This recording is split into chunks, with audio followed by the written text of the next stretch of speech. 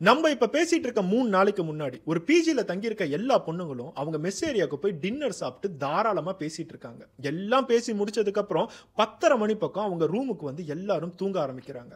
ஒவ்வொருத்தவங்களோட மனசுலயும் ஒவ்வொரு கனவுகள் இருக்கு. அடுத்த நாள் காலேஜுக்கு போகணும், வேலைக்கு போகணும். படிக்கிறவங்களாகட்டும், வேலைக்கு போறவங்களாகட்டும் எல்லாமே சேர்ந்து தான் அந்த பிஜியே இயங்கிட்டு இருக்கு. ஆனா அவங்க தூங்க ஆரம்பிச்ச அடுத்த அரை மணி நேரத்துல நைட்டு 11 மணிக்கு அந்த பிஜில இருக்கிற எல்லாருமே கேட்குற லெவலுக்கு ஒரு பொண்ணு கத்தி கதறி அழுகுறாங்க.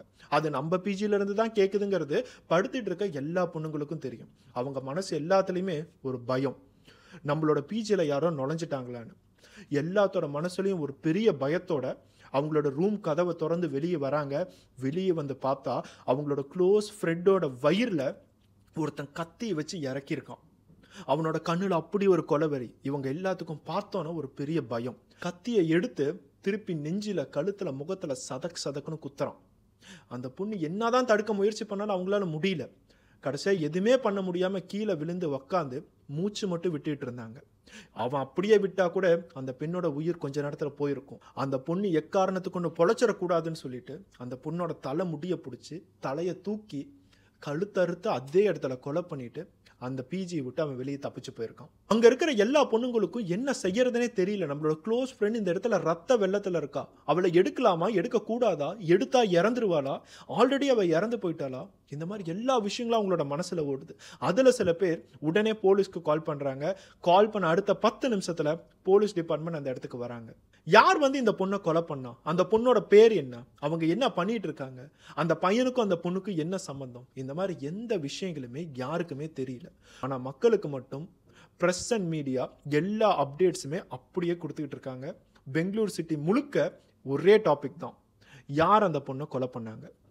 வாங்க சம்பவத்துக்குள்ளார போவோம், என்ன நடந்துச்சுன்னு பார்ப்போம். Hello friends, welcome everyone. நான் உங்கள் சபரி. நம்ம இப்ப பேசிட்டு இருக்க பொண்ணோட பேரு கிருத்தி குமாரி. இந்த கிருத்தி குமாரி அப்படிங்கிற பொண்ணுக்கு 24 வயது ஆகுது. பொதுவாகவே பெங்களூர் சிட்டி அப்படின்னா அங்கே நடக்காத பிஸ்னஸே இல்லை. எலக்ட்ரானிக்ஸ் ஆகட்டும், எலக்ட்ரிக்கல் ஆகட்டும், மெக்கானிக்கல் ஆகட்டும், ஐடி ஆகட்டும், இந்த மாதிரி எல்லா டொமைன்ஸுமே, இன்ஜினியரிங்னு படிக்கக்கூடிய எல்லா விஷயங்களும் சேர்ந்து தான் அந்த பெங்களூரே இயங்குது. அதனாலேயே தமிழ்நாடு ஆகட்டும், கேரளாவாகட்டும், இல்லை ஆந்திராவாகட்டும், சவுத் இந்தியா மட்டும் இல்லாமல் நார்த் இந்தியாவிலேருந்து எல்லாருமே அந்த பெங்களூருக்கு தான் வந்து குமியுவாங்க. அவ்வளோ ஆப்பர்ச்சுனிட்டிஸ் பெங்களூரில் தான் இருக்குது. அதனாலேயே பெங்களூரில் நம்ம ஒரு வீடு வாங்கலாமா, பெங்களூரில் ஒரு ஹாஸ்டல் கட்டலாமா, பிஜி கட்டலாமா, அப்பார்ட்மெண்ட் வாங்கலாமான்னு இன்வெஸ்டர்ஸ் அங்கே சுற்றிக்கிட்டே இருப்பாங்க. ஏன்னா அத்தனை பேர் வாடகைக்கு வந்து குமியுவாங்க. அப்படிதான் இந்த கிருத்தி குமாரி அப்படிங்கிற பொண்ணு பீகார்ல அவங்களோட டிகிரி முடிச்சதுக்கு அப்புறம் தன்னோட ஃபேமிலியை காப்பாற்றணுமே, அவங்க ஒரு மிடில் கிளாஸ் ஃபேமிலி, அந்த ஃபேமிலியை காப்பாற்றணுமேன்னு சொல்லிட்டு எங்க போனாலும் பரவாயில்லன்னு சொல்லி பீகார்ல இருந்து பெங்களூருக்கு வந்து ஒரு பிஜியில் தங்கிக்கிட்டு ஒரு பிஸ்னஸ் எக்ஸிக்யூட்டிவ் அசோசியேட்டாக வேலை பார்க்குறாங்க. அவங்க வேலை பார்க்குறது ஒரு ப்ரைவேட் கம்பெனி. மாதம் மாதம் கிடைக்கக்கூடிய சம்பளத்தை வச்சு பெங்களூரில் அவங்களால எவ்வளோ கம்மியான காசு செலவு பண்ணி வாழ முடியுமோ வாழ்ந்துட்டு மிச்ச காசு எல்லாத்தையும் தன்னோட ஃபேமிலிக்கு அமுச்சு விட்டு அப்பா அம்மாவை ஹெல்ப் பண்ணிட்டு இருக்காங்க. இதுதான் ஷார்ட்டாக கிருத்தி குமாரியோட லைஃப். இந்த கிருத்தி குமாரி லைஃப் மாதிரி தான் எவ்வளவோ பசங்களாகட்டும் பொண்ணுங்களாகட்டும் அந்த பெங்களூரில் தங்கியிருக்காங்க. வெவ்வேறு ஹாஸ்டல் ஆகட்டும், பிஜி ஆகட்டும், அப்பார்ட்மெண்ட்டில் குரூப்பாக ரெண்ட் எடுத்து வாழ்கிறவங்களாகட்டும், எல்லாத்துக்குமே இதே லைஃப் தான் அங்கே போயிட்டு இருக்கோம். இப்போ போலீஸ்க்கு இருக்கிற ஒரு பெரிய சந்தேகமே கிருத்தி குமாரிக்கு யாராச்சும் ரிலேஷன்ஷிப் இருக்காங்களா, யாரையாச்சும் லவ் பண்றாங்களா. ஏன்னா இதுக்கு முன்னாடி நம்ம இந்த மாதிரி சம்பவத்தை நிறைய பார்த்துருக்கோம். லவ் பண்றாங்க, பிரேக்கப் பண்றாங்க, ஏதோ ஒரு பையன் வந்து ஆசிட் ஊத்துறான், கத்தி வச்சு கொல்றான், அருவா வச்சு வெட்டுறான், இந்த மாதிரி எவ்வளவோ விஷயங்கள் நாளுக்கு நாள் நடந்துக்கிட்டு தான் இருக்குது. அந்த மாதிரி தான் கிருத்தி குமாரிக்கு நடந்திருக்கா அப்படின்னு பார்த்தா அவங்களோட ஃபோன் ரெக்கார்ட்ஸ் எல்லாத்தையும் செக் பண்ணும் போது அவங்களுக்கு லவ்வரே இல்லை. அவங்களுக்கு இருக்கிற ஒரே உறவு அவங்க அப்பா அம்மா ஃபேமிலி மட்டும்தான். அவ்வளோ நீட்டாக இருக்கிறவங்களுக்கு எப்படி இந்த மாதிரி ஒரு சம்பவம் பெங்களூரில் நடந்துச்சு? அவங்க அப்பா அம்மா விசாரிக்கும் போது லவ்வர் யாருமே இல்லை. கிருத்தி குமாரிக்கு என்ன நடந்துச்சு அப்படிங்கிறத ப்ரெஸ் அண்ட் மீடியா வெளியிலேருந்து எல்லாருமே கவர் பண்ணும் போது அவங்க கொடுத்த ஒரே இன்ஃபர்மேஷன் என்னன்னா, இந்த பிஜிக்குள்ளார வேற ஒரு பொண்ணு இருக்காங்க, அவங்களும் இந்த கொலையில ஈடுபட்டிருக்காங்க அப்படிங்கிற ஒரே இன்ஃபர்மேஷன் மட்டும் தான் பிரஸ்க்கு லீக் பண்ணாங்க. அதை வச்சு பிரஸ் அண்ட் மீடியா ஆகட்டும், மக்கள் ஆகட்டும், டோட்டலாகவே வெவ்வேறு வெர்ஷன் ஆஃப் ஸ்டோரிஸ் எல்லாமே கொண்டுட்டு வர ஆரம்பிச்சாங்க. இது ஒரு ட்ரையாங்கிள் லவ் ஸ்டோரியா, கிருத்தி, இன்னொரு பொண்ணு, அந்த பையன், 3 பேருமே லவ் பண்ணி யாரோ ஒருத்தவங்களை ஏமாத்துறதுக்காக இன்னொருத்தவங்களை கொண்டுட்டாங்களா, இந்த மாதிரி எவ்வளோ விஷயங்கள் மக்கள் பேசுறதாகட்டும், பிரஸ்ல ரிலீஸ் ஆகிறதாகட்டும் போய்கிட்டே தான் இருந்துச்சு. அடுத்ததா கிருத்தி குமாரி ஒர்க் பண்ற கம்பெனிக்கு போய் விசாரிக்கும் போதும் அங்கேயும் அவங்களுக்கு ஓவரா ஸ்ட்ரெஸ் கொடுக்குற மாதிரியோ இல்லை அவங்களோட கொலீகோ இந்த மாதிரி எந்த பிரச்சனையுமே இல்லை. சம்பளம் கிடைக்குது, செலவு பண்ணுறாங்க, வீட்டுக்கு அமைச்சு விடுறாங்க. இதை தவிர்த்து கிருத்திக் குமார் கிட்ட எந்த விஷயத்தையுமே போலீஸ் கண்டுபிடிக்க முடியல. அதுக்கு அடுத்ததா அந்த பிஜி, நிறைய பிஜி இருக்கு. பிஜின்னு சொல்லுவாங்க, சில நேரத்தில் கேர்ள்ஸ் ஹாஸ்டல்னு சொல்லுவாங்க.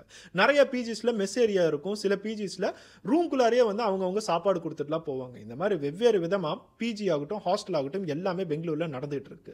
அந்த பிஜிக்குள்ளார ஒருத்தன் எப்படி நார்மலா உள்ளார நுழைய முடியும்?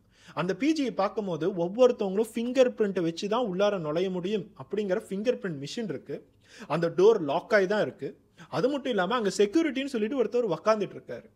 இதெல்லாம் தாண்டி ஒருத்தர் நைட்டு 11 மணிக்கு எப்படி அந்த கேர்ள்ஸ் பிஜிக்குள்ளார நுழைஞ்சிருக்க முடியும்? இதுதான் அந்த பிஜியோட ஓனர்கிட்ட போலீஸ் விசாரிக்கிறது. கரெக்டாக பார்க்க போனால் அவன் உள்ளார நுழையிற நேரத்தில் அந்த பிஜியில் செக்யூரிட்டியே இல்லை. செக்யூரிட்டி எப்பயாச்சும் உட்காருவார், எப்பயாச்சும் அவரோட இஷ்டத்துக்கு போவார். அந்த இடத்துல செக்யூரிட்டி பெருசாக மெயின்டைன் பண்ணுறதே இல்லைங்கிறத அந்த பிஜியில் தங்கியிருக்க கேர்ள்ஸ் போலீஸ்க்கு கன்ஃபார்ம் பண்ணுறாங்க. ஸோ இப்போது அவன் வந்திருக்க நேரம் செக்யூரிட்டி இருந்திருக்க மாட்டார். ஆனால் ஃபிங்கர் பிரிண்ட் சென்சார் இருக்குல்ல, அந்த ஃபிங்கர் பிரிண்ட் வச்சு தானே அந்த டோரையை ஓப்பன் பண்ண முடியும். அதை எப்படி அவன் கிராக் பண்ணான் இப்படிங்கிறத பார்க்கும்போது தான் சிசிடிவி ஃபுட்டேஜஸ் எல்லாமே போலீஸ்க்கு கிடைக்குது. அவன் எப்படி போயிருக்கானா, ஒரு ஃபுட் டெலிவரி காயா அந்த பிஜிக்கு வந்து அந்த பிஜியில் ஒரு இன்டர்காம் ஃபெசிலிட்டி இருக்குது. அந்த இன்டர்காம் வழியாக உள்ளுக்குள்ளே இருக்க எந்த பொண்ணுங்ககிட்ட பேச முடியும். அவங்ககிட்ட இந்த மாதிரி நான் ஒரு ஃபுட் டெலிவரி தந்திருக்கேன், கதவை திறங்கன்னு சொல்லி தான் அவன் கதவை திறந்து உள்ளார வந்திருக்கான். யாரோ ஒருத்தர் ஃபுட் டெலிவரின்னு சொல்லிட்டு கதவை திறந்திருக்காங்க, ஃபுட் டெலிவரி கொடுக்குற மாதிரி கதவுக்குள்ளார நுழைஞ்சிருக்கான். நுழைஞ்சதுக்கு அப்புறம் அவன் எந்த ரூமுக்கு போகணுமோ அந்த ரூமுக்கு போய் கதவை தட்டியிருக்கான். அந்த கதவை திறந்தது 24 வயதான கிருத்திக் குமாரி. கதவை திறந்தோன்னே உடனே கிருத்தியை தள்ளிவிட்டு உள்ளார போயிருக்கான். உள்ளார போய் அடுத்த 10 செகண்ட் கூட ஆகல, கிருத்தியோட முடியை பிடிச்சி வெளியே தரன்னு இழுத்துட்டு வந்து எல்லாரும் நடக்கிற காரிடோர்ல அவன் கையில கொண்டுட்டு வந்த கத்தி எடுத்து சரமாரியா குத்தியிருக்கான். அவன் உள்ளார வரும்போதே ஒரு பாலித்தீன் கவர்ல கத்தி எடுத்துட்டு தான் வந்திருக்கான். அந்த கத்தி எடுத்துட்டு வந்ததுனால அவன் கொலை பண்ணணும்னு சொல்லி தான் வந்திருக்காங்கிறது ரொம்பவே கிளியர் ஆயிடுச்சு. இங்க வந்து கிருத்திகிட்ட பேசியோ இவங்களுக்குள்ளார சண்டை நடந்தோ எந்த கொலையும் நடக்கல. அவன் இவளை கொலை தான் பண்ணணும்னு சொல்லிட்டு பிளான் பண்ணி தான் இது எல்லாத்தையும் எக்ஸிக்யூட் பண்ணியிருக்கான். இப்போ நம்ம கொடுக்குற இன்ஃபர்மேஷன் எல்லாமே நார்மலாக எந்த ப்ரெஸ் அண்ட் மீடியாவும் கொடுக்கக்கூடிய ஒரு விஷயம் தான். அங்கே பிஜியில் போய் இருக்கிறவங்க கிட்ட ஆகட்டும், செக்யூரிட்டி ஆகட்டும், இல்லை ஓனர்கிட்ட ஆகட்டும், இல்லை பக்கத்து வீட்டுக்காரன்ட்ட விசாரிச்சா கூட என்ன நடந்துச்சுன்னு அப்படியே சொல்லுவான். ஏன்னா இதுதான் எல்லாமே வெவ்வேறு இடங்களில் இன்ஃபர்மேஷன் பரவும். ஆனால் போலீஸ் ஒரே ஒரு விஷயத்தை மட்டும் ரகசியமாக வச்சுருந்தாங்க. இந்த பிஜியில் தங்கியிருக்க ஒரு பொண்ணு தான் இந்த கொலையிலையும் ஈடுபட்டிருக்காங்க அப்படிங்கிற ஒரு விஷயம் மட்டும்தான் எந்த ப்ரெஸ் அண்ட் மீடியாவாலையும் எதுக்குள்ளார போனாலும் கண்டுபிடிக்க முடியல. யாருக்குமே அந்த பொண்ணோட பேர் என்னதான் நடந்துச்சு, இது ட்ரையாங்கிள் லவ் ஸ்டோரியா, இந்த மாதிரி எதுவுமே தெரியல. ஆனால் போலீஸ் குற்றவாளியை அடுத்த 3 நாள்ல இப்போ நம்ம பேசிட்டு இருக்க காலையில குற்றவாளியை கண்டுபிடிச்சிருக்காங்க, அவனை அரெஸ்ட் பண்ணியிருக்காங்க. அதுக்கப்புறம் தான் இதோட டோட்டல் ஸ்டோரியவே அவங்க ரிலீஸ் பண்ணியிருக்காங்க. யார் அந்த பொண்ணு, அந்த பொண்ணுக்கும் இந்த குற்றவாளிக்கும் என்ன சம்பந்தம், எதனால கிருத்தி அவன் கொலை பண்ணான், இந்த மாதிரி எல்லா விஷயங்களும் விசாரிக்கும் போது தான் கிருத்தி கூட தங்கிட்டு இருக்க சொந்த ரூம்மேட்டை தான் இந்த கொலையில இன்வால்வ் ஆயிருக்காங்க அப்படிங்கிறது தெரிய வருது. ஆனா அந்த பொண்ணு தான் கொலை பண்ண சொன்னாங்களான்னு பார்த்தா இல்லை. அந்த ரூம்மேட்டை ஹெல்ப் பண்ணணும்னு சொல்லி ஒரு நல்ல எண்ணத்தில் போன கிருத்திக்கு கிடைச்சது என்னமோ சாவு மட்டும்தான். போலீஸ் அவங்களோட விசாரணையில் கிருத்தியோட அப்பா அம்மாவாகட்டும், கிருத்தியோட கம்பெனி ஆகட்டும், அந்த ஹாஸ்டலில் இருக்க எல்லாமே ஆகட்டும், ஹாஸ்டல் ஓனர்ஸ் ஆகட்டும், இவங்க எல்லாத்திட்டுமே விசாரிக்கும் போது கூட கிருத்தியோட சொந்த ரூம்மேட்டுக்கிட்ட கடைசியாக தான் போய் விசாரிச்சாங்க. ஏன்னா அவங்க தான் இருக்கையிலே ஒரு பெரிய ட்ராமாவில் இருந்தாங்க. எல்லா ரூம்மேட்ஸுமே ரூமை விட்டு வெளியே வரும்போது அந்த கொலையை மட்டும் தான் பார்த்தாங்க. ஆனால் கிருத்தியோட ரூம்மேட் மட்டும் தான் பக்கத்துலேயே இருந்து அவன் உள்ளுக்குள்ளார வந்து இழுத்துட்டு போகிறது எல்லாத்தையுமே பார்த்து ஒரு பயந்த நிலைமையிலே இருந்தாங்க. அவங்க பயம்லாம் போக விட்டு அதுக்கப்புறம் கேட்கும் போது தான் அவங்க சொன்ன ஒரு முக்கியமான க்ளூ, என்னோட எக்ஸ் லவ்வர் தான் கிருத்தியை கொலை பண்ணான். 24 வயசு பக்கம் தான் ஆகுது. அவனும் பீகாரில் தான் பிறந்திருக்கான். பீகாரில் பிறந்து அங்கேயே வளர்ந்து மத்திய பிரதேஷ்க்கு வந்து கொஞ்சம் வருடங்களாக வேலை பார்த்துட்டு அதுக்கப்புறம் பெங்களூருக்கு வந்து கிடைக்கிற வேலைகள் எல்லாத்தையுமே பார்த்துட்டு இருக்கான். இந்த அபிஷேக் கிருத்தியை கொலை பண்ணுறதுக்கான ரீசன் என்ன அப்படிங்கிறத அந்த பொண்ணுகிட்ட விசாரிச்சிருக்காங்க. எனக்கும் அபிஷேக்குக்கும் பல வருடங்களாகவே காதல் கதை போயிட்டு இருக்கு. நாங்கள் 2 பேரும் லவ் பண்ணிட்டு இருந்தோம். ஆனால் கொஞ்சம் கொஞ்சமாக வருடங்கள் போக போக தான் இந்த அபிஷேக் யாரு அப்படிங்கிற சுயரூபமே எனக்கு தெரியுது. அவனுக்குன்னு சொல்லிட்டு வேலை எதுவுமே இல்லை, அவனுக்குன்னு சொல்லிட்டு பணம் இல்லை, வேலை இல்லை, அவன் பாட்டுக்கும் கிடைக்கிற காசு வச்சு குடிச்சுக்கிட்டு திரியுவான். இது எல்லாமே எனக்கு ரொம்ப டிலேவாக தான் தெரிஞ்சிச்சு. அதுக்கப்புறம் அவங்ககிட்ட நான் ரொம்பவே சண்டை போட்டேன். சண்டை போடும் போது அவனும் என்னை கை நீட்டி அடிக்கிறது உண்டு. அப்போ கிருத்தி பக்கத்தில் இருந்துக்கிட்டு தான் இருந்தாங்க. நிறைய டைம் எங்களுக்குள்ளார சண்டை வரும்போது கிருத்தி அதை பார்த்துக்கிட்டே இருந்து என்கிட்ட வந்து உண்மையானுமே உனக்கு அபிஷேக் வேணுமான்னு சொல்லிட்டு நிறைய டைம் அவங்க கேட்டிருக்காங்க. நானும் அதை உணர்ந்திருக்கேன். ஆனால் இந்த மாதிரி எல்லா சண்டைகளும் போயிட்டு இருக்கும்போது கொஞ்சம் மாதங்களுக்கு முன்னாடி அபிஷேக் என்கிட்ட வந்து எனக்கு ஒரு வேலை கிடைச்சிருச்சு, இனிமேட்டு நான் அந்த வேலைக்கு போவேன், சம்பாதிப்பேன், உன்னை நல்லபடியா பார்த்துக்குவேன், என்னையே காதலி, என்னையே கல்யாணம் பண்ணிக்கோன்னு சொல்லி சொன்னான். எனக்கு அது ரொம்பவே நல்ல ரிலேஷன்ஷிப்பாக தான் பட்டுச்சு. அதனால நான் திருப்பி அவனை ஒத்துக்கிட்டேன். கிருத்திக்கும் அதில் எந்த விதமான பிரச்சனையும் இல்லை. ஆனால் கொஞ்சம் மாதங்கள் போக போக எனக்கு ஒரு உண்மை தெரிய வந்துச்சு. அபிஷேக் என்கிட்ட சொன்னது எல்லாமே பொய். அவனுக்கு ஒரு வேலையும் இல்லை, ஒரு சம்பளமும் இல்லை. இந்த உண்மை எனக்கு தெரிய வந்தோன்னே அவன்கிட்ட சண்டை போட்டேன். அவன்கிட்ட சண்டை போட வரும்போது நான் தங்கியிருந்த பழைய பிஜிக்கு வந்து வந்து நிறைய என்னை டார்ச்சர் பண்ணிக்கிட்டே இருந்தோம். அப்போவும் எனக்கு ரூம்மேட்டா கிருத்தி மட்டும்தான் இருந்தான். கிருத்தி என்கிட்ட நிறைய டைம் சொல்லுவா, இந்த அபிஷேக்கை விட்டு உன்னோட வாழ்க்கையில கொஞ்சமாவது வெளியே வா, உனக்குன்னு சொல்லிட்டு வேற ஒரு வாழ்க்கை இருக்கு, இவனையே நம்பிட்டு இருக்கணும், இவன் எவ்வளவு பொய் சொல்றான், இவன்கிட்டயே பயந்துகிட்டு இருக்கணும், நமக்கு என்ன தலையெழுத்தா, நீ நானும் வேற ஒரு பிஜிக்கு போயிடலாம், அபிஷேக்கு தெரியாத மாதிரி டோட்டலாவே மறைஞ்சிடலாம், அவனோட மொபைல் நம்பர் முதற்கொண்டு பிளாக் பண்ணு, உன்னோட மொபைலோட நம்பரையே சேஞ்ச் பண்ணு, இப்படின்னு எவ்வளவோ கிருத்தி எனக்கு ஹெல்ப் பண்ணாங்க. நாங்க 2 பேருமே சேர்ந்து மொபைல் நம்பர் எல்லாத்தையும் சேஞ்ச் பண்ணிட்டு இனிமேட்டு அபிஷேக்கோட கான்டாக்டே வேணான்னு சொல்லி தான் பழைய பிஜில இருந்து இப்போ ஒரு புது பிஜிக்கு வந்து நாங்கள் தங்க ஆரம்பித்தோம். நாங்கள் தங்க ஆரம்பித்ததுக்கப்புறம் இங்கே நிறையா ஃப்ரெண்ட்ஸ் கிடைச்சாங்க. எங்களோட வாழ்க்கை ரொம்ப நிம்மதியாக இருக்குது, லைஃப் நல்லா இருக்கும்னு நினச்சோம். ஆனால் அந்த அபிஷேக் எப்படி எங்களோட புது பிஜியோட அட்ரஸ் கண்டுபிடிச்சான்னு சத்தியமாக எனக்கு தெரியல. புது பிஜிக்கு வந்ததுக்கப்புறம் நான் அவங்ககிட்ட பேசினதே இல்லை. இது எல்லாத்தையும் கண்டுபிடிச்சி வந்ததுக்கப்புறம் கூட கிருத்தி கதவை திறக்கும் போது அவன் என்னைய தான் கொல்ல போகிறான்னு நினச்சேன். ஆனால் கிருத்தியை எதுக்காக கொலை பண்ணான் அப்படிங்கிறது எனக்கு தெரியல. இதை எல்லாத்தையும் கேட்கும் போது அந்த பொண்ணோட நிலைமையை போலீஸால நல்லாவே புரிஞ்சுக்க முடியுது. அந்த பொண்ணு ஆல்ரெடி ஒரு இழப்புல இருக்காங்க, தன்னோட ஃப்ரெண்டுக்கு இப்படி ஆகும்னு அவங்களுக்கு தெரியாது. அது மட்டும் இல்லாம அவங்க இந்த பிளான்குள்ளார எதுவுமே இன்வால்வ் ஆகல. அதனால தான் அவங்களோட ஐடென்டிட்டியை ஆரம்பத்திலேயே போலீஸ் யார்ட்டையுமே ரிலீஸ் பண்ணவே இல்லை. போலீஸ்க்கு ஒரே ஒரு விஷயம் மட்டும் நல்லா தெரியும், இந்த அபிஷேக் அப்படிங்கிறவன் பீகார்ல தான் பிறந்து வளர்ந்துருக்கான். ஒரு பெரிய குற்றத்தை பண்ணிட்டு எப்படி போலீஸ்லேருந்து அவனால் தப்பிக்க முடியும்? கண்டிப்பாக அவனோட சொந்த ஊருக்கு தான் போவான். அவனோட ஊரில் ஒரு ஃப்ரெண்டோட வீட்டில் மறைஞ்சிருக்கிறத அவங்க கண்டுபிடிச்சாங்க. இவன் கொலை பண்ணா அப்படிங்கிறத அங்கே யார்ட்டையுமே சொல்லலை. அவன் பாட்டுக்கும் லீவுக்கு வந்திருக்கேன்னு சொல்லிட்டு அங்கே இருந்துகிட்டு இருந்திருக்கான். அங்கே அவனை அரெஸ்ட் பண்ணி பெங்களூருக்கு கொண்டுட்டு வந்து அவங்களோட ஸ்டைலில் கஸ்டடியில் எடுத்து விசாரிக்கும் போது தான் அவங்ககிட்ட இருந்து எல்லா உண்மையுமே போலீஸ்க்கு தெரிய வருது. இவன் தான் கொலை பண்ணா, எப்படி கொலை பண்ணாங்கிறதுலாம் சிசிடிவி மூலியமாகவே தெரிஞ்சிடுச்சு. ஆனால் எதுக்காக கொலை பண்ணா அப்படிங்கிறது அவனே சொன்னா மட்டும்தான் தெரியும். அபிஷேக் போலீஸோட விசாரணையில எதுவும் பயப்படவே இல்லை. அவனோட கண்ணில் இன்னமும் அந்த கொலைவெறி தெரிஞ்சுக்கிட்டு தான் இருக்கு. அவன் சொன்னது எல்லாமே, எனக்குன்னு சொல்லிட்டு ஒரு பொண்ணு இருந்தா, அவளை நான் லவ் பண்ணேன், அவளுக்கும் எனக்கும் 1000 விஷயங்கள் நடக்கும், நான் அவகிட்ட 1000 பொய்கள் சொல்லுவேன். ஆனா இந்த கிருத்தி குமாரிக்கு என்ன வந்துச்சு? என்னோட லவ் ட்ராக் நீட்டா போயிட்டு இருக்கும் போது ஃப்ரெண்டுன்னு சொல்லிட்டு அவ உள்ளார நுழைஞ்சா. அவ உள்ளார நுழைஞ்சதுல இருந்து அவ ஏகப்பட்ட அட்வைஸை கொடுக்குறங்கிற பேர்ல என்னோட லவ்வரை கொஞ்சம் கொஞ்சமா என்கிட்ட இருந்து பிரிச்சுக்கிட்டே வந்தா. அவளை பிரிச்சதுனால தான் எனக்கு அந்த கிருத்திகுமாரி மேல ரொம்ப கோபமே வந்துச்சு. ஆரம்பத்தில் ஏதோ கொஞ்சம் கொஞ்சமா பேசிட்டு இருக்கா, நான் பாட்டுக்கு சமாளிச்சிட்டு இருந்தேன். ஆனா நான் வேலை கிடைக்கலன்னு சொல்லிட்டு என்னோட லவ்வர்கிட்ட போய் சொன்னேன். அது என்னோட பர்சனல் விஷயம். அந்த விஷயத்துக்குள்ளார இவ வந்து எங்க 2 பேர்த்தோட சண்டையில இவன் நுழைஞ்சு அவளை டோட்டலா பிரெயின் வாஷ் பண்ணி ஒரு பிஜில இருந்து இன்னொரு பிஜிக்கு மாற வச்சு, மொபைல் நம்பர் எல்லாத்தையும் பிளாக் பண்ண வச்சு, மொபைல் நம்பர் எல்லாத்தையும் மாற்ற வச்சு, எதுவுமே அடையாளமே இல்லாம வேற ஒரு இடத்துக்கு மறைஞ்சு போயிட்டாங்க. இவங்க போன இடத்த நான் கண்டுபிடிக்கிறதுக்கே எனக்கு எத்தனை நாள் ஆச்சு. அப்படின்னா அந்த கிருத்தி மேல எனக்கு எவ்வளவு கோபம் இருக்கும்னு நினைச்சு பாருங்க.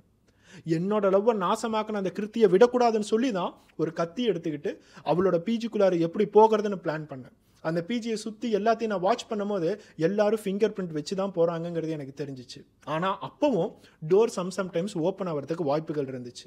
செக்யூரிட்டி அப்பப்போ வருவார், அப்பப்போ வரமாட்டார். அங்கே செக்யூரிட்டி பெருசாக இல்லைங்கிறது எனக்கு தெரிஞ்சிச்சு. சிசிடிவி கேமரா இருக்கா இல்லையாங்கிறதுலாம் எனக்கு பிரச்சனையே இல்லை. என்னோட முகம் எல்லாத்துக்கும் தெரிஞ்சுட்டு போகட்டும். இந்த சம்பவத்து மூலியமா யாரெல்லாம் இந்த மாதிரி காதலர்களை பிரிக்கிறாங்களோ அவங்க எல்லாத்தையும் கொலை பண்ணுறதுக்கு அந்த காதலன் வருவாங்கிறத அவங்களுக்கு தெரியட்டும். இந்த மாதிரி அவன் பாட்டுக்கும் லூசு மாதிரி பேசிக்கிட்டே இருக்கான். கிருத்தி வந்தாலும் சரி வராட்டியும் சரி அவ விட்டுட்டு தான் போயிருப்பான். அவ விட்டுட்டு போகும்போது அந்த லவ்வரை இவன் கொலை பண்ணியிருப்பான். இப்போ அந்த லவ்வரை கொலை பண்றதுக்கு வேலை ஒரு காரணம் கிடைச்சிருச்சு. ஓகே, இவ ஃப்ரெண்டுனால தான் இவ விட்டுட்டு போறான்னு சொல்லிட்டு அந்த ஃப்ரெண்டை கொலை பண்ணியிருக்கான். இந்த மாதிரி இன்னமும் நிறைய சைக்கோ காதலர்கள் இந்த உலகத்துல சுத்திட்டு தான் இருக்காங்க. ஆனா அந்த உலகத்துக்குள்ளார நம்மளோட இந்தியாவில் மட்டும் எதுக்காக இத்தனை பேர் சைக்கோ காதலர்கள் இருக்காங்கன்னு சொல்லிட்டு எனக்கு புரியவே இல்லை. தயவு செய்து காதலிங்க. அந்த காதலுக்குள்ளார ஏதோ ஒரு விஷயத்தை கொண்டுட்டு வந்து அதுலயே ஒரு சைக்கிக் பேஷண்ட் ஆயிராதீங்க. ஸோ இப்போ அவங்க ஒரு அத்தன்டிக் இன்ஃபர்மேஷனை பிரஸ் கிட்ட ரிலீஸ் பண்றாங்க. இன்னைக்கு காலையில தான் அவனை பிடிச்சிருக்காங்க. வெளியே எல்லா நியூஸுமே ரிலீஸ் பண்ணியிருக்காங்க. அதனால தான் இன்னைக்கே நம்மளோட வீடியோல நம்ம போடுறோம். ஸோ இதுதான் ஒரு அப்பாவி பொண்ணு அவளோட ஃப்ரெண்டை காப்பாற்றணும்னு சொல்லி போனவளுக்கு நடந்த ஒரு துரோகம். அந்த பொண்ணு கொஞ்சம் கூட யோசிச்சிருக்க மாட்டா, நம்மள மாதிரியே இன்னொரு பொண்ணை காப்பாற்ற போனோம் அப்படின்னா நம்மளோட லைஃபே போகும்னு சொல்லிட்டு கிருத்தி பாவம் யோசிச்சிருக்க மாட்டா. ஏதோ ஒரு பொண்ணுக்கு உதவி செய்ய போய் அவங்களோட லைஃப் டோட்டலாக முடிஞ்சிருச்சு. அவங்க அப்பா அம்மாவோட நிலைமையை கொஞ்சம் யோசிச்சு பாருங்க. நம்மளோட பொண்ணு சம்பாதிக்கணும், சம்பாரிச்சு நம்மளைய காப்பாற்றணும்னு சொல்லிட்டு ஒரு இடத்துக்கு போனா, ஆனால் வேற யாரையோ உதவணும்னு சொல்லிட்டு உயிரையே விட்டுட்டாலேன்னு சொல்லிட்டு அவங்க கத்தி கதறி அழுகுறாங்க. இந்த வீடியோ பார்த்துட்டு இருக்க எல்லாருமே அந்த 24 வயதான கிருத்தி குமாரி அப்படிங்கிற பெண்மணி ஆத்மா சாந்தி அடையட்டும்னு சொல்லி நம்ம வேண்டிக்குவோம். ரோட்ல ஒரு பொண்ணு போகும்போது யாரோ ஒருத்தன் பிரச்சனை பண்றான் அப்படின்னா அவங்க 2 பேத்துக்குள்ளார இருக்க பிரச்சனை, இதுல எதுக்கு நான் போய் தள்ளிடணும் அப்படின்னு எத்தனையோ பேர் போயிருப்போம். ஆனா அந்த சுயநலமா போகாம பொதுநலமா, அதுவும் ஒரு பொண்ணு தான், அந்த பொண்ணுக்கு ஏற்படுற வலி எனக்கு நல்லாவே புரியும், அந்த பொண்ணை காப்பாற்றணும்னு சொல்லிட்டு முயற்சி பண்ண கிருத்தி குமாரி தான் இந்த இடத்துல உயிரை விட்டுருக்காங்க. இன்னைக்கு இந்த நியூஸை கேட்குற நிறைய பேத்துக்கு ஒரு பெரிய இம்பாக்டாக தான் மனசில் இருக்கும். எத்தனையோ பேர் தன்னோட ஃப்ரெண்டு லவ் பண்ணிட்டு இருக்காங்க, அந்த லவ்வில் வந்து இவ்வளோ பிரச்சனைகள் இருக்கு, அவள் ஏமாந்துடக்கூடாதுன்னு சொல்லிட்டு எவ்வளவோ ஹெல்ப் பண்ணணும்னு சொல்லி நினைப்பீங்க. ஆனால் இந்த மாதிரி நியூஸ்லாம் பார்க்கும்போது அப்படியே பேக் ஆஃப் அடிக்கலாமான்னு தோணும். ஏன்னா நாளைக்கு நான் ஒரு கிருத்தி குமாரியே இருந்துடக்கூடாது இல்லைன்னு சொல்லிட்டு எல்லாத்துக்குமே தோணும். ஆனால் இந்த மாதிரி எல்லா விஷயங்களும் யாருக்கு தோணக்கூடாது அப்படின்னா, அபிஷேக்குக்கு நம்மளோட சட்டம் என்ன தண்டனை தருது அப்படிங்கிறது தான் முக்கியம். இந்த அபிஷேக்குக்கு என்ன தண்டனை தருவாங்கங்கிறது யாருக்குமே தெரியாது. இன்னும் எத்தனை வருஷம் இந்த கேஸ் போகும் அப்படிங்கிறது நமக்கு தெரியாது. அவனுக்கு ஆயுள் தண்டனை தராங்களா, தூக்கு தண்டனை தராங்களா அப்படிங்கிறது கூட நம்ம மறந்துடுவோம். இல்லை அவன் ஒரு நல்ல வக்கீலை கொண்டுட்டு வந்தான் அப்படின்னா 5 வருஷமோ 6 வருஷத்துல அவன் வெளியே வரதுக்கு நிறைய வாய்ப்புகள் இருக்கு. நம்மளோட சட்டம் அப்படிதான் ஸ்லோவா இயங்கிட்டு இருக்கு. அந்த மாதிரி ஒரு நாட்டில் தான் நம்ம வாழ்ந்துட்டு இருக்கோம். ஸோ அபிஷேக்குக்கு என்ன தண்டனை கிடைக்குது, இந்த கேஸில் என்னெல்லாம் அப்டேட்ஸ் வருது அப்படிங்கிறத ஃபியூச்சரில் கிடைச்சிச்சு அப்படின்னா நான் உங்களுக்கு அப்டேட் பண்ணுறேன். இந்த வீடியோ பார்த்துட்டு இருக்க நீங்கள் கிருத்தியோட நிலைமையில இருந்தால் என்ன செஞ்சுருந்துருப்பீங்க? அந்த அபிஷேக்குக்கு என்ன மாதிரி தண்டனை கொடுத்தா அடுத்த ஒரு அபிஷேக் வரமாட்டான்? அந்த கமெண்ட்டை தயவு செய்து பண்ணுங்க. நம்மளும் நாட்களுக்கு நாட்கள் போய்கிட்டே தான் இருக்கும், வருடங்களுக்கு வருடங்கள் போய்கிட்டே தான் இருக்குது. நம்மளோட சட்டம் எப்பயும் போல தான் இருக்குது. ஆனால் நம்மளோட நாட்டில் மட்டும் இந்த மாதிரி கிரைம் ரேட்ஸ் அதிகமாகிக்கிட்டே வருது. ஒரு பெண்ணாக இருந்தால் உங்களுக்கு முக்கியமான ஒரு பாதுகாப்பு வேணும். கரெக்டான ஒரு சம்பளம் கிடைக்குதா பெங்களூரில் ஒரு நல்ல பிஜியில் தங்குங்க. ரொம்ப கம்மியான காஸ்ட்ல இந்த பிஜி தராங்கன்னு சொல்லிட்டு கேவலமான பிஜியில் போய் தயவு செய்து சேராதீங்க. ஒரு செக்யூரிட்டி இல்லாத பிஜி கடைசி வரைக்கும் உங்களோட வாழ்க்கையில் ரிஸ்க் தான் உண்டாக்குங்கிறத எல்லாருமே சொல்கிறாங்க. இது பெங்களூர் மட்டும் இல்லை, சென்னை ஆகட்டும், ட்ரிவாண்ட்ரம் ஆகட்டும், கொச்சி ஆகட்டும், உலகத்தில் எந்த மெட்ரோ சிட்டி ஆகட்டும், பிஜி ரொம்ப கம்மியான ரேட்டுக்கு கிடைக்குதுன்னு சொல்லிட்டு நீங்கள் பாட்டுக்கும் போய் அந்த இடத்துல படுத்துறாதீங்க. அதுக்கப்புறம் உங்களோட வாழ்க்கையே வீணாக போயிடும் அப்படிங்கிறத எல்லாருமே ரொம்ப தெளிவாக சொல்கிறாங்க. பெங்களூரில் இருக்கிற நிறையா பிஜிஸே பொலிட்டீஷியன்ஸ் நிறையா பேர் எந்த பர்மிஷனும் இல்லாமல், லீகல் விஷயங்களும் இல்லாமல் 3 ஃப்ளோர் கட்ட வேண்டிய இடத்துல 6 ஃப்ளோரு கொச்சன்னு ஒவ்வொரு இடங்களா கட்டுறது, இந்த மாதிரி எல்லா விஷயங்களும் பண்ணிக்கிட்டே தான் வராங்க. சில இடங்கள்லாம் பிஜி ஸ்லம் அப்படிங்கிறதே சொல்கிறாங்க. அதெல்லாம் ஒரு ஸ்லம் ஏரியா மாதிரி ஆயிடுச்சு. பிஜி அப்படிங்கிற பேரில் கூட்டமாக வெவ்வேறு யங்ஸ்டர்ஸ் வந்து தங்கி உள்ளுக்குள்ளார போவே முடியாத லெவலுக்கு ஆயிடுச்சு.